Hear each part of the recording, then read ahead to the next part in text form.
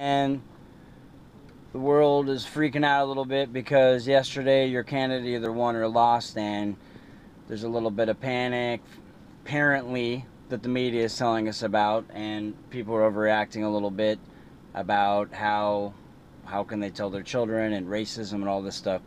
But keep in mind, a little public service announcement, if I may, that 60% of Americans didn't even vote, don't even care about either one of the candidates. And you might be right now going, oh my God, the world is ending. I can't believe everybody is a racist, misogynist, a xenophobe. Oh my God. But guess what? Actually, no. When you include children, 110 million people voted, which means 66% of people didn't care.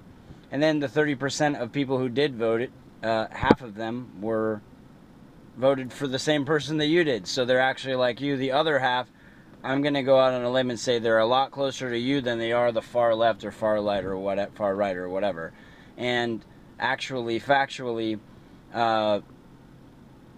those people like you just care about the country, and that's why they bothered to go down to the poll and vote. Did you see any misogynist killers at the voting station? No, you probably didn't.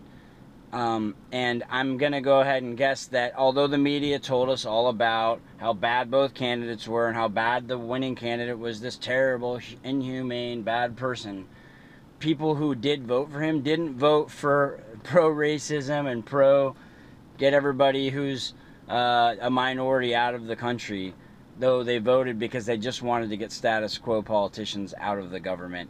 And you know what? They did that. This guy who's in, he's not from the political group, the political background. It's new. Yes, it's going to be a shakeup, but guess what? We are still responsible for our own lives.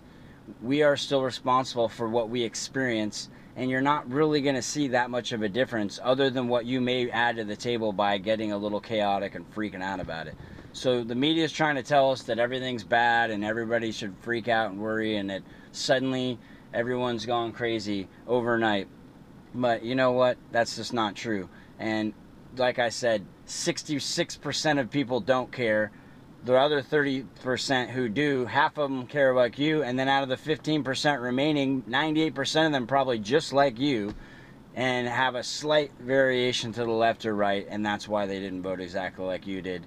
And they did vote for the way they did because they wanted a change in that direction, not because they want the world to turn into Nazi Germany. I think that we all don't want that, and we're all going to try not to have that happen.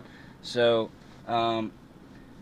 that's just all I got to say. And remember, the people who did vote one way or the other of the wrong party, a very small percentage of them were actually crazy enough to want things to be all the way one way or all the way the other way. And those people were already crazy yesterday and before this election last year and 8 years ago. And this isn't going to change anything. So take care of your family. Take care of your friends. Realize that your friends and family voted for the other guy, and they're still your friends and family.